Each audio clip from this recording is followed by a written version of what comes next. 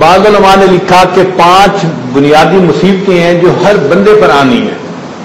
ہر بندہ ان 5 مصیبتوں سے گزر کر رہے گا، نیک ہو یا بد ہو.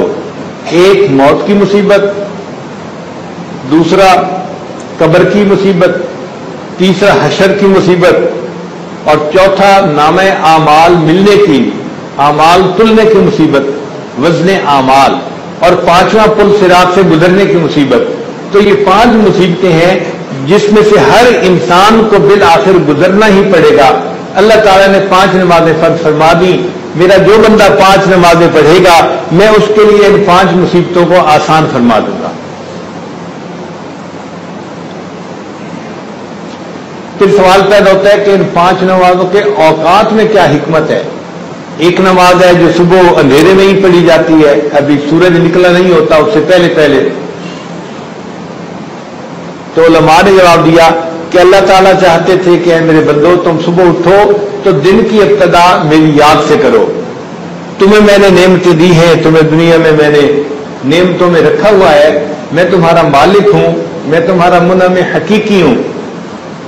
تم اٹھو تو سب سے پہلے میرے سامنے اپنی عبادت کر کے دکھاؤ، سر جھکا کے دکھاؤ، تاکہ پتہ چلے کہ تم نعمتوں کا شکر ادا کرنے والے بندے ہو. اس لیے فجر کی نماز اللہ نے فرض فرما دی. پھر ایک دوسری بات ہے کہ صبح کے وقت کو جنت میں جو دیدار الہی کا وقت ہوگا اس کے ساتھ مناسبت حاصل. جنت میں جب اللہ تعالیٰ کا دیدار ہوگا، لا یرون فیہا شمسا ولا زمہریرا، وہ بھی صبح کا وقت ہوگا، ٹھنڈا وقت ہوگا، نہ رات ہوگی نہ دن ہوگا. تو اس وقت کی وجہ سے اللہ تعالیٰ نے پسند فرمایا کہ میرے بندو تم دنیا میں اس وقت میں میرے سامنے عبادت کرو گے، جب جنت میں آؤ گے تو میں تمہیں اپنی تجلی سے نوازوں گا.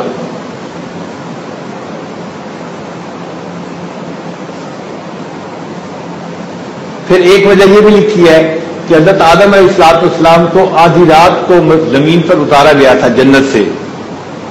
تو آدم علیہ السلام تو جنت کے رہنے والے تھے، جب دنیا میں آئے تو تنہائی تھی اور خاموشی تھی اور اندھیرا تھا.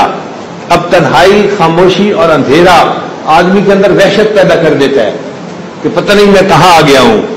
تو حضرت آدم علیہ السلام جب دنیا میں اترے تو ان کے اوپر ایک خوف تھا، جنت چھوٹنے کا ایک غم بھی تھا، مگر جب دنیا میں آئے تو دنیا کے اس اندھیر خانے کو دیکھ کے ان کے اوپر ایک خوف تھا، پتہ نہیں مجھے کہاں بھیج دیا گیا، یہ اندھیرا ہمیشہ رہے گا، مجھے اس اندھیرے میں ہی رہنا پڑے گا یا کیا ہوگا. مگر جب صبح کے وقت ہوا تو اندھیرا جو تھا چھٹنے لگا اور روشنی ظاہر ہونے لگی.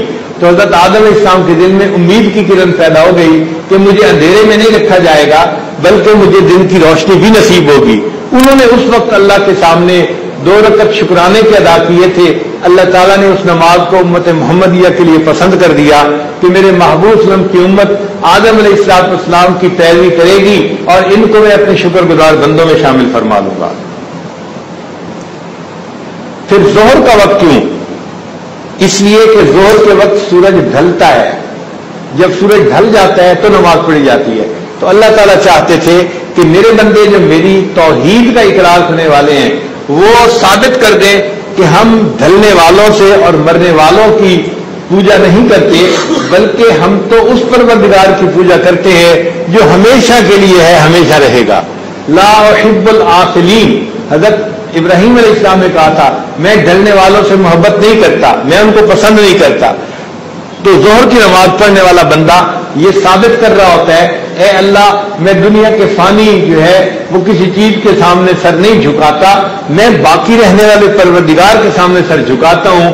اس لیے سورج ڈھل گیا، مجھے سورج کی پرستش نہیں کرنی، مجھے تو آپ کی عبادت کرنی ہے. تو ظہر کی نماز کو اللہ نے اس کے لیے فرض فرما دیا. پھر اس میں ایک وجہ یہ بھی ہے کہ جہنم کی آگ کو روزانہ دوپہر کے وقت بھڑکایا جاتا ہے. ہوتا ہے نا چولہے میں نئی لکڑی ڈالی جاتی ہے کہ آگ بڑھ جائے، تو جہنم کی آگ میں جو فیول ڈالا جاتا ہے وہ دوپہر کے وقت ڈالا جاتا ہے. تو جس وقت جہنم کی آگ کو بھڑکایا جاتا ہے اللہ تعالیٰ نے اپنے پیارے نبی صلی اللہ علیہ وسلم کی امت کے لیے پسند فرمایا کہ یہ امت اس وقت میں نماز پڑھے، میں ان کو جہنم کی آگ سے نجات عطا فرما دوں گا. پھر عصر کی نماز اس لیے کہ 24 گھنٹے میں 2 مرتبہ فرشتوں کی ڈیوٹی بدلی جاتی ہے، 12 گھنٹے کی ڈیوٹی ہوتی ہے، ایک صبح کے وقت ہوتی ہے اور ایک عصر کے وقت۔ عصر کے وقت دن کے فرشتے جا رہے ہوتے ہیں اور رات والے فرشتے ڈیوٹی پہ آ رہے ہوتے ہیں۔ اللہ تعالیٰ نے اس وقت نماز کو پسند فرمایا تاکہ میرے محبوب صلی اللہ علیہ وسلم کی امت پر 2 فرشتے دونوں گواہی دیں، جانے والا بھی گواہی دے کہ میں نے نماز پڑھتے دیکھا اس کو جب میں آیا، اور آنے والی بھی گواہی دے کہ جب ہم گئے تو یہ نماز پڑھ رہا تھا۔ اس لیے والصلاۃ الوسطیٰ، اس نماز کو اللہ نے پسند فرمایا اس لیے کہ مومن کی اس میں زیادہ جو ہے وہ اکرام ہے۔ حضرت یونس علیہ السلام کو مچھلی نے عصر کے وقت پیٹ سے نکالا تھا۔ جب اللہ نے حکم دیا مچھلی کو تو وہ سمندر کی تہ میں تھی، وہ سطح پر آئی اور اس نے آ کر یونس علیہ السلام کو اپنے پیٹ سے نکال دیا، تو عصر کا وقت تھا۔ تو اللہ تعالیٰ نے پسند کیا کہ میرے یونس علیہ السلام عصر کے وقت مچھلی کے پیٹ سے نکلے تھے، میرے محبوب صلی اللہ علیہ وسلم کی امت عصر کی نماز ادا کرے گی، میں ان کو پریشانیوں کی مچھلی کے پیٹ سے نکال دوں گا، عصر کی نماز کے بدلے میں ان کے حالات کو بہتر کر دوں گا اور ان کو پریشانیوں سے نجات عطا کر دوں گا۔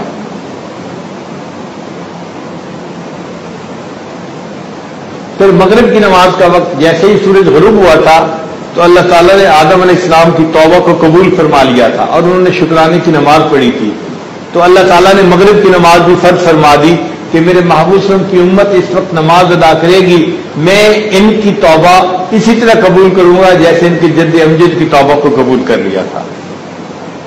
اور اس لیے بھی کہ میرے بندوں نے سارا دن گزارا ہے، اب اس میں نیکیاں بھی کی ہیں مگر کوتاہیاں بھی ہوئی ہیں، تو مغرب کے وقت میں ان کے گناہوں کو معاف کر دوں گا تاکہ یہ جب رات کو سوئیں گے تو بخشے بخشائے آرام کریں گے۔ پھر عشاء کی نماز اس امت کی خصوصیت ہے، پہلے کسی امت کو عشاء کی نماز نہیں ملی، جس کو بھی ملی یا دن کی نمازیں ملی یا مغرب تک کی نماز تھی۔ یہ جو عشاء کی نماز ہے نا، ستارے چھٹکنے کے بعد نماز ادا کرنا، یہ صرف امت محمدیہ صلی اللہ علیہ وسلم کو عطا کی گئی۔ تو اللہ تعالیٰ چاہتے تھے کہ میرے بندے رات کے اندھیرے میں میری عبادت کریں، اس کے بدلے میں ان کو قیامت کے اندھیرے سے نجات عطا کروں گا اور ان کے لیے نور کا بندوبست کر دوں گا۔ اس لیے اللہ تعالیٰ نے عشاء کا وقت اپنی عبادت کے لیے پسند فرما لیا۔